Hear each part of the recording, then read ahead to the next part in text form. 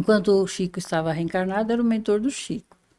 Agora eu tomo a liberdade de dizer que é o nosso mentor. Então ele diz assim: o tema, a palavra. Quando te detenhas na apreciação da mediunidade falante, pensa na maravilha do verbo, recordando que todos somos médiuns da palavra.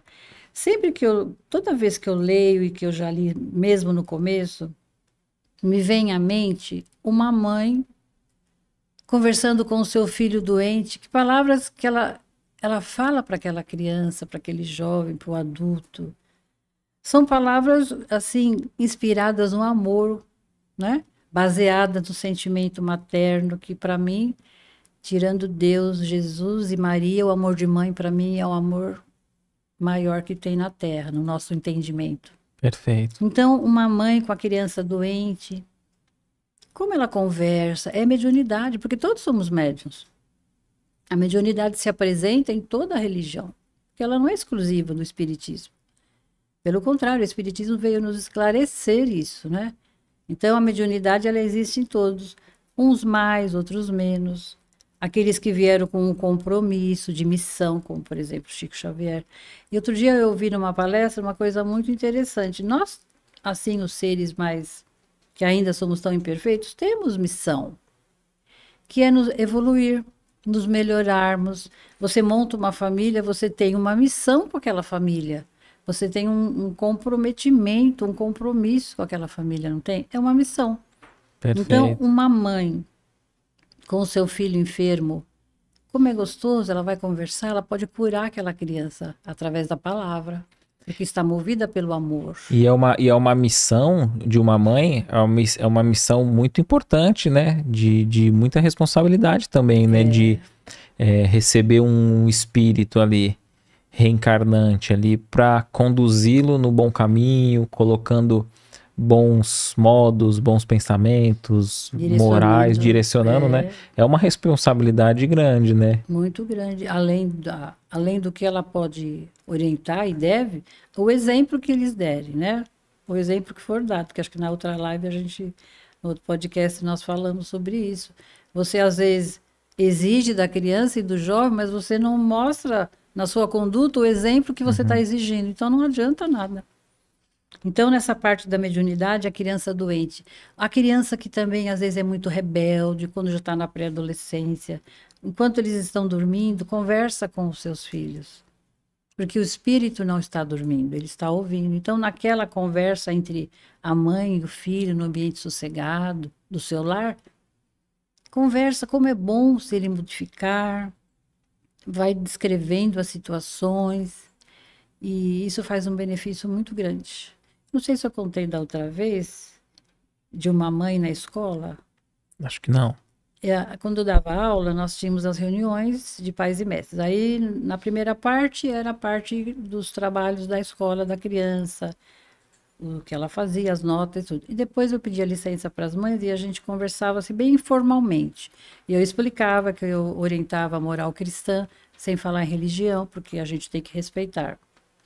E uma mãe pediu licença para falar, foi assim um exemplo que ficou para mim, eu penso que ficou para todas as mães e pais naquele dia.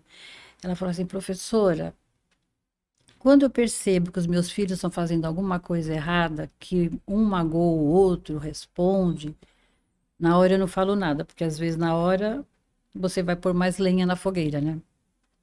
Ela dizia: mas eu reservo um dia na semana.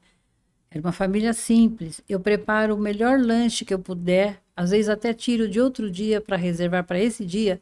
E quando todos reunidos, eu falo: por que você respondeu para o seu pai naquele dia? Ela sabia de tudo, anotava tudo. Por que você brigou com seu irmão, você bateu a porta, não sei o que. Sabe, ela ali naquela reunião, através da palavra, através do esclarecimento amoroso, ela punha tudo em pratos limpos. E aí, naquele momento, eles se desculpavam. E depois ela servia o lanche, fazia uma prece e ela servia o lanchinho. Não é maravilhoso? Muito, muito. Não deixava passar e, ao mesmo tempo, orientava. Porque às vezes a gente vê uma atitude errada de um outro, a pessoa que está com a gente, e como um argumento, a pretexto de se dizer que a gente quer educar, que a gente quer ajudar, naquele momento a gente está sendo conduzido, às vezes, por uma irritação, por uma ira. Quase sempre, Né? né? Porque a gente viu que algo saiu do correto, daquilo que a gente acha que é o ideal, e a gente não está no melhor dos nossos ânimos para esclarecer com tranquilidade, né? Dificilmente. E é uma ideia genial essa, né? De fazer um lanche, fazer num momento ali amoroso que eles, sem dúvida, se sentem amados. E se sentem acolhidos, embora estejam ali recebendo uma bronca, de certo modo, né? Tem que se explicar. Sim. E outra coisa, a confiança que essa atitude causa. Porque eles vão saber que eles sempre vão poder contar com o pai, com a mãe. Erraram, mas vão se acertar. Se não foi feito na hora um reparo, mas ela esperava o dia certo. Porque, como você falou, na hora a gente está irritado. Está com raiva da pessoa e você vai jogar lenha na fogueira, como dizia Emmanuel. Você sabe a zona nevrálgica na parte da família, ele fala muito isso. E a gente tem costume de querer resolver na hora. E ali todos estão exaltados, se você perceber. Quem ouviu, quem falou, e a ambientação fica muito ruim. E aí não é o momento de falar, dá vontade, aquilo fica, Sim. né? Mas então começa a praticar isso. É como se fosse uma água cheia de terra que se agitou. Se beber na hora, a gente consome a sujeira. Detritos, Tem que deixar decantar, né? Baixa a poeira. Isso. Espera, respira fundo, porque a reação nossa, nós somos reativos. A nossa reação é, na hora você já quer dar um troco. Sim. Isso entre filhos, entre esposo, esposa. Em todos os relacionamentos, todos né, os humanos. Relacionamentos familiares, principalmente, porque por que a gente vem com os nossos afetos e desafetos? Para acertar, aparar as arestas. E se a gente já tem, como dizia André Luiz, se você tem meia hora de evangelho, você não é mais ignorante. Seja o evangelho do espiritismo, do catolicismo, a palavra é a mesma, é a do Cristo. Né? Sim. Então, eu achei, assim, maravilhoso esse exemplo, e eu até hoje eu me lembro, sempre que eu posso, eu compartilho, porque é muito importante. Verdade. Né? E depois que tudo já está bem, ver um lanche gostoso que eles gostam, e aí acaba tudo em festa, acaba tudo bem, né? Então, a mediunidade na palavra. Então, como ele diz aqui, pensa na maravilha do verbo. Recordando que todos somos médios, você interfere, você também, conforme o que você fala, você também está sendo um instrumento da espiritualidade. O que você achou desse corte? Coloca aqui nos comentários a sua opinião sobre esse tema. Para ver o episódio completo, é só pesquisar Recomeçar Podcast Espírita. E caso tenha ficado alguma dúvida sobre a doutrina espírita, é perfeitamente normal. Procure ler as obras de Allan Kardec.